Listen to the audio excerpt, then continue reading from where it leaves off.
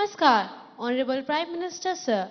My name is Jovita Patra and I am a student of class 10th of Jawahar Navodaya Vidyalaya, Gurugram, Haryana. It's my privilege and great honor to participate in the Pariksha Pe Charcha 2023. Honorable Prime Minister Sir, my question to you is, being an average student, how can I focus on my studies? Kindly guide me on this issue. Thank you, sir. धन्यवाद जोविता। माननीय प्रधानमंत्री जी, जोविता पात्रा एक average student आपसे exam में कैसे बेहतर करे इसके बारे में आपसे मार्गदर्शन चाहते हैं। कृपया उनका मार्गदर्शन करें। माननीय प्रधानमंत्री जी। सबसे पहले तो मैं आपको बधाई देता हूं कि आपको पता है कि आप एवरेज हैं।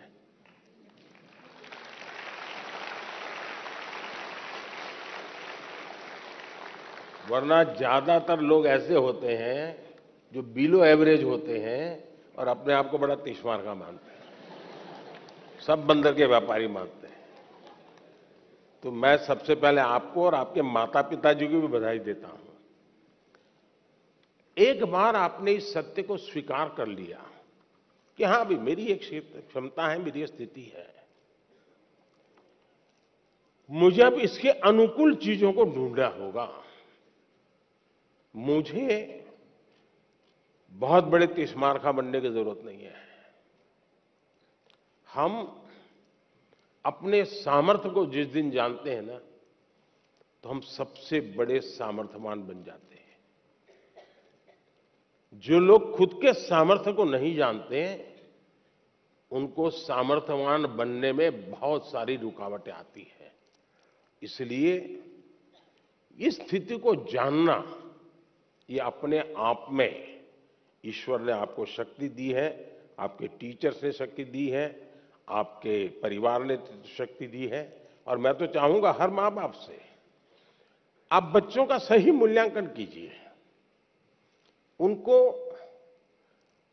उनके अंदर हीन भावना पैदा होने मत दीजिए, लेकिन सही मूल्यांकन कीजिए। कभी कभी आप लोग उसको कोई बहुत बड़ी महंगी चीज लानी है, तो आप आराम से उसको कहें, नहीं भैया अपने घर की इतनी ताकत नहीं है, ये चीज हम नहीं ला पाएंगे, ऐसा करो 2 साल इंतजार करो। उसमें कुछ बुरा नहीं है। अगर आप घर की स्थिति के संबंध में बच्चे से एनालिसिस करते हैं तो उसमें कुछ बुरा नहीं है। और इसलिए हम एक सामान्य स्तर के व्यक्ति हैं और ज्यादातर लोग सामान्य स्तर के ही होते हैं जी।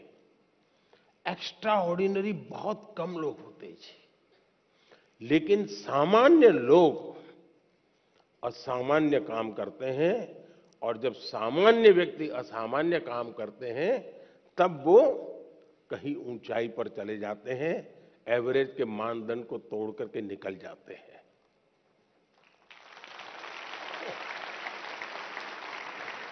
और इसलिए हमें कभी भी ये सोचना, दुनिया में आप देखिए ज्यादातर जो लोग सफल हुए हैं वो क्या है जी, वो किसी जमाने में एवरेज लोग थे जी, असामान्य काम करके आए हैं, बहुत बड़ा परिणाम लेके आए हैं। अब आपने देखा होगा इन दिनों दुनिया में पूरे विश्व की आर्थिक स्थितियों की चर्चा हो रही है। कौन देश कितना आगे गया, किसकी आर्थिक स्थिति कैसी है, और कोरोना के बाद तो ये बड़ा मानदंड बन गया है। और ऐसा तो नहीं है कि दुनिया के पास अर्थवेत्ताओं की कमी है। बड़े बड़े नोबेल प्राइज विनर हैं जो गाइड कर सकते हैं कि ऐसा करने से आर्थिक स्थिति ऐसी बनेगी, ऐसा करने से ऐसी आर्थिक स्थिति। कोई कमी नहीं है। ज्ञान का प्रवाह बांटने वाले तो हर गली मोहल्ले में आजकल अवेलेबल है, और कुछ विद्वान भी अवेलेबल है जिन्होंने बहुत कुछ किया है। लेकिन हमने देखा है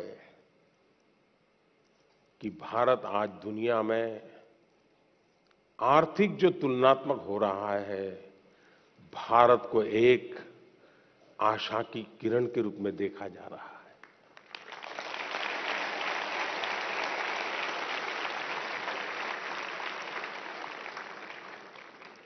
आपने 2-3 साल पहले देखा होगा, हमारी सरकार के विषय में यही लिखा जाता था कि इनके पास कोई इकोनॉमिस्ट नहीं है, सब एवरेज लोग हैं, प्राइम मिनिस्टर को भी इकोनॉमिक्स का कोई ज्ञान नहीं, ऐसा ही लिखा जाता था। आप पढ़ते हैं कि नहीं पढ़ते ऐसा? लेकिन आज दुनिया में वही देश जिसको एवरेज कहा जाता था, वो देश आज दुनिया में चमक रहा है दोस्तों।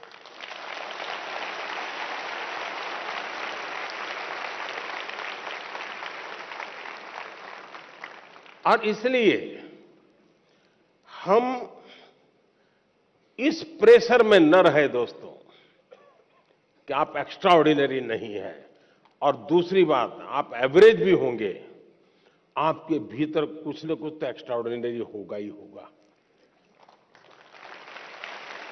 और जो एक्स्ट्रा ऑर्डिनरी है उनके भीतर भी कुछ न कुछ एवरेज होगा। हर एक के पास ईश्वर ने एक अभूतपूर्व क्षमता दी होती है, बस आपको उसको पहचानना है, उसको खाद पानी डालना है, आप बहुत तेजी से आके निकल जाएंगे, ये मेरा विश्वास है। धन्यवाद।